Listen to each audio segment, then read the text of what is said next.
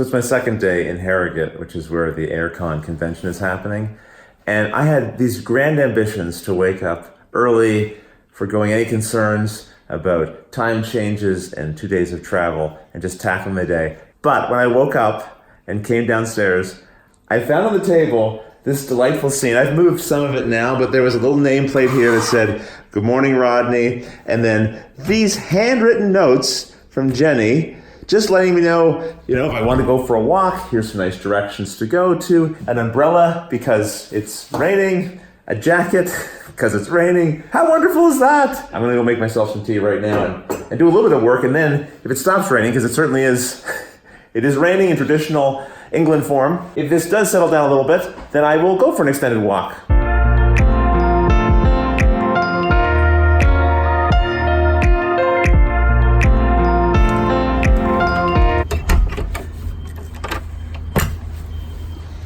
You don't have to be somewhere else for very long before you notice just lots of little subtle differences. Like, this is a house key.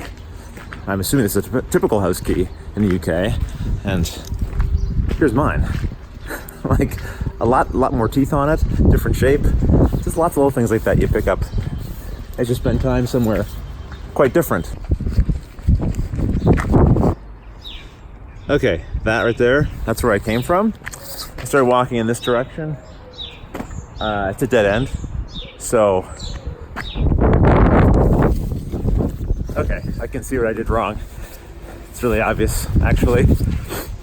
Mildly embarrassed. Won't tell them about this. The directions were fine. You'll see a cobbled street on your left. Yeah. Jenny got very specific in these directions. I think she realized what she was dealing with here. So we saw that the keys are kind of different. There's also differences just in the terms and language that we use, the idioms. For example, I believe naff is bad, chuffed is good, and the reason I slept in this morning is probably because I was knackered.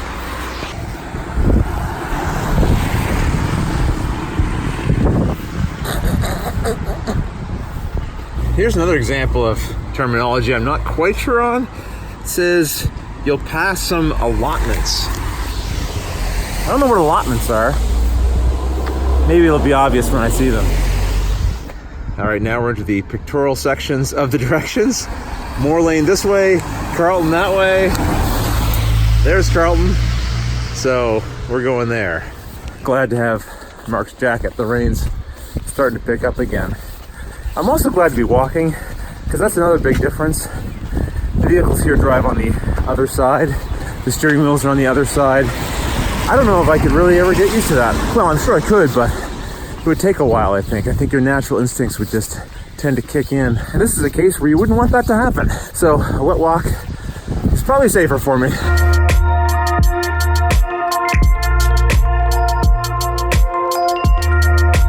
You can see it here behind me, but just really everywhere you go, there are these stone walls, and some of them do have stuff that binds it together, but a lot of them are just free built like this.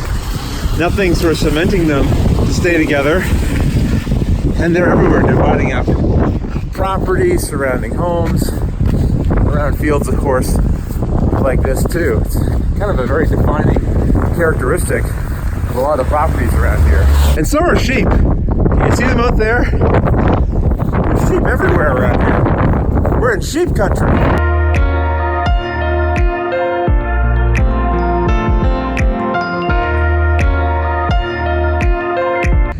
All right, more pictures.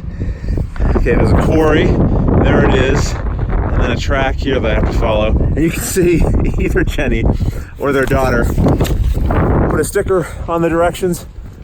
I think they knew I needed a little encouragement.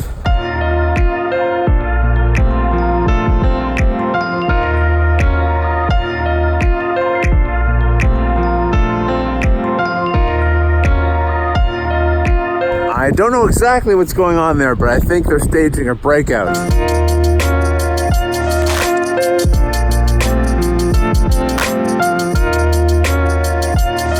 Here's some more of that stone walling I was talking about. You can see here, nothing really to keep it together. I don't know if that was a A rogue sheep trying to escape. Maybe just some bad weather. Speaking of bad weather, got a little pond here to cross. One little slip, this log gets a little more wet. Yeah, I don't see any warning about that water trap back there, Jenny. I think I'm gonna deserve another sticker when I get back.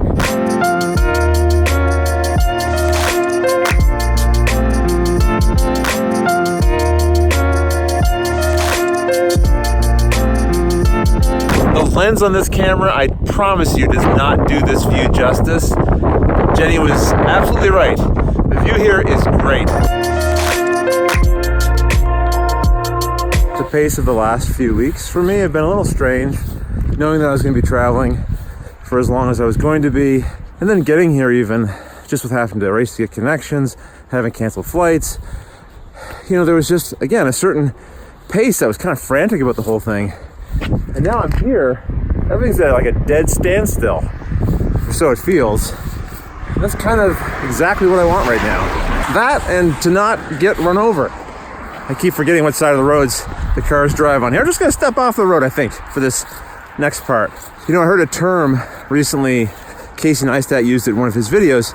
He talked about hustle porn. I'd never heard it before, but I knew immediately what he was talking about. It's kind of this philosophy that you should always be working, always be striving for success, doing everything you can to get that little bit more ahead and so forth.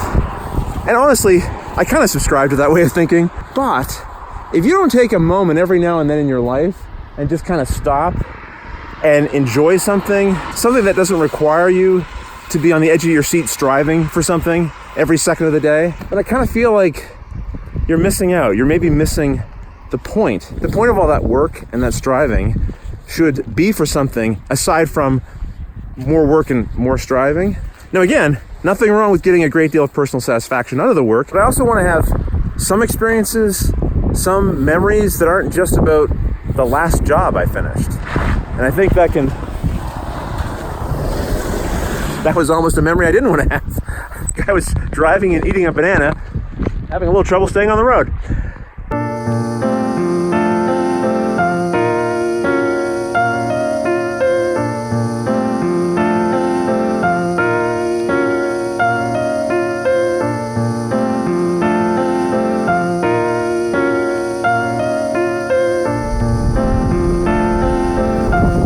I think this is a good spot to end the walk.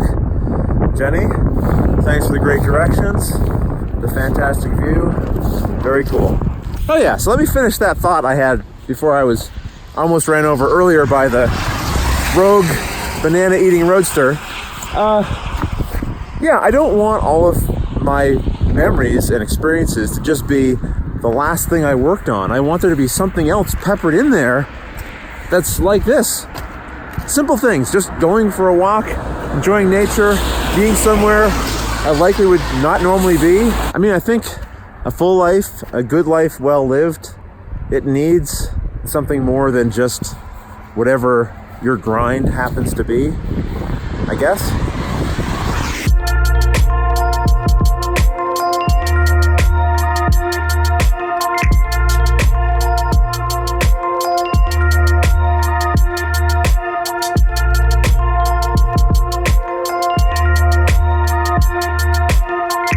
That was a lovely stop. I think I was called Sweetheart, Love, Youngin, and Dear, all in about 2 sentences.